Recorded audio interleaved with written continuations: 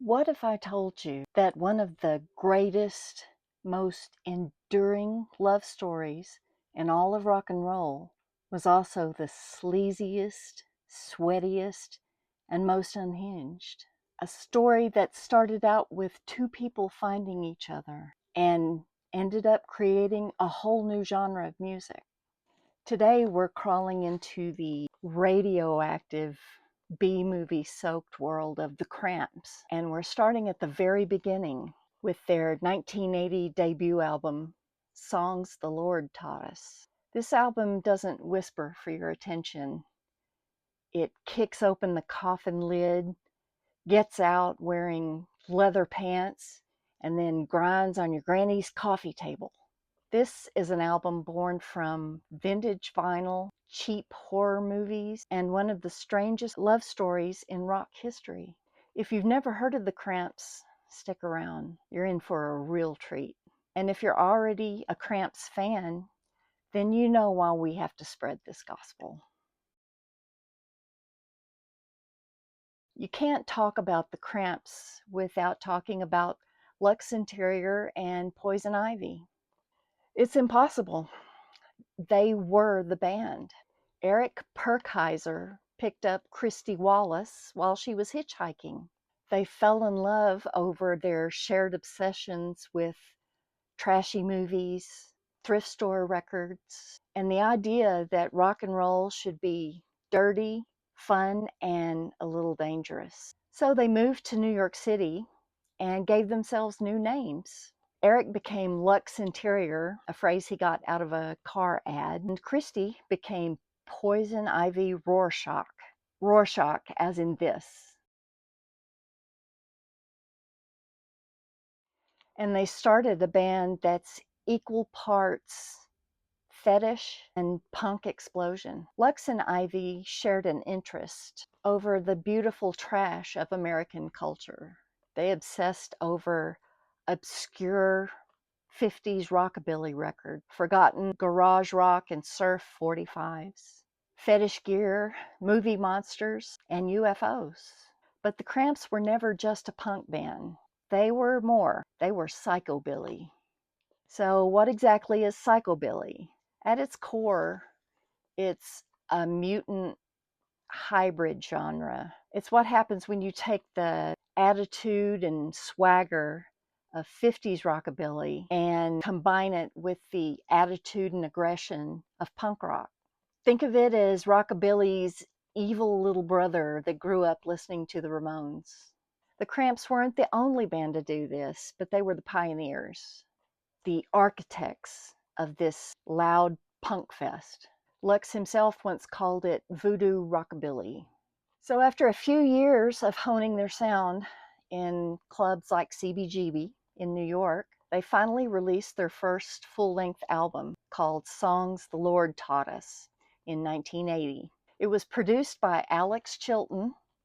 Yes, that Alex Chilton of the Box Tops and Big Star fame. And it was recorded in Sam Phillips' recording studio in Memphis, just a few doors down from his legendary Sun Studios. And the album is primal. It sounds like it was recorded in a haunted garage during a zombie apocalypse. There's no bass player, just Ivy's fuzz tone guitar, Brian Gregory's second lead guitar, Nick Knox's steady hypnotic beat, and of course, Lux Interior's unhinged howls, hiccups, and screams. But it's not all chaos. There's a method to their madness. Ivy's guitar is all twang and menace, surf riffs being played through a swamp.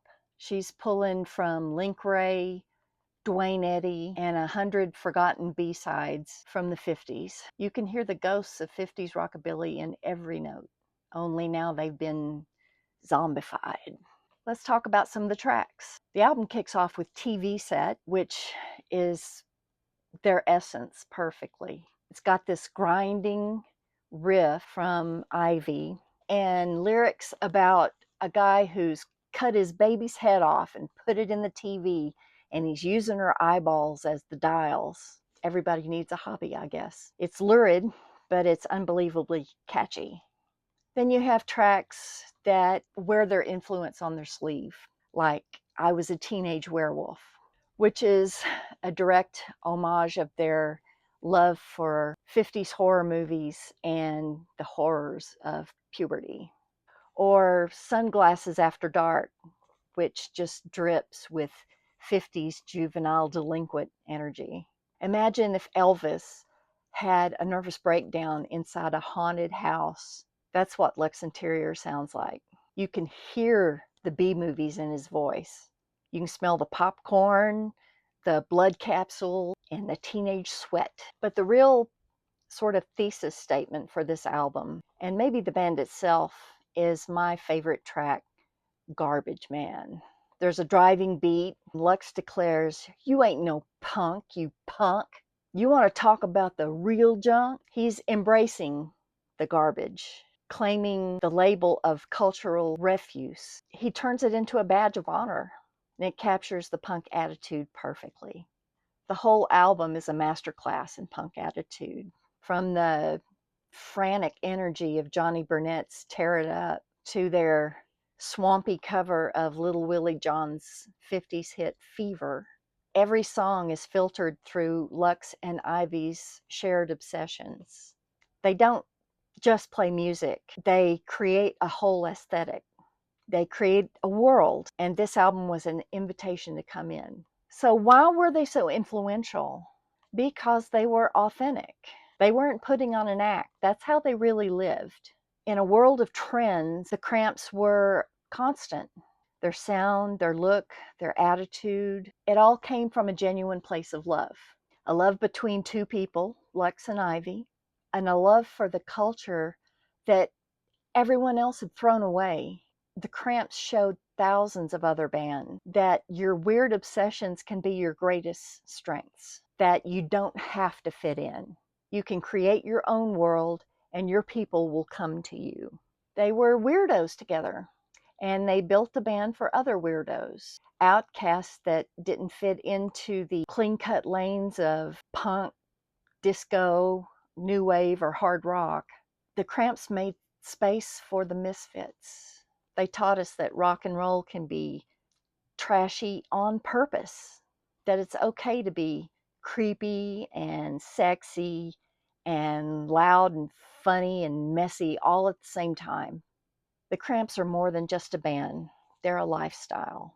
And Songs the Lord Taught Us is chapter 1. It's raw, it's real, and it's one of the most influential debut albums in rock music history. Without the Cramps, we wouldn't have the White Stripes, the Black Keys, the Misfits, Sisters of Mercy, or the Queens of the Stone Age. So do yourself a favor. Put on the album, turn it up loud, and let the glorious filth wash over you. You might just find it's the gospel you've been looking for. Like the Garbageman sing, you gotta beat it with a stick, you gotta beat it till it's sick, you gotta live until you're dead, you've gotta rock till you see red. Do you understand? What's your favorite track from Songs the Lord Taught Us? Or of the Cramps in general? Leave it in the comments below. And if you enjoyed this little trip into the bizarre, make sure to hit that like button and think about subscribing. It helps my channel. There's some cool links in the description below, so check those out. Thanks for watching, and give me a like if you dug it. Stay sick.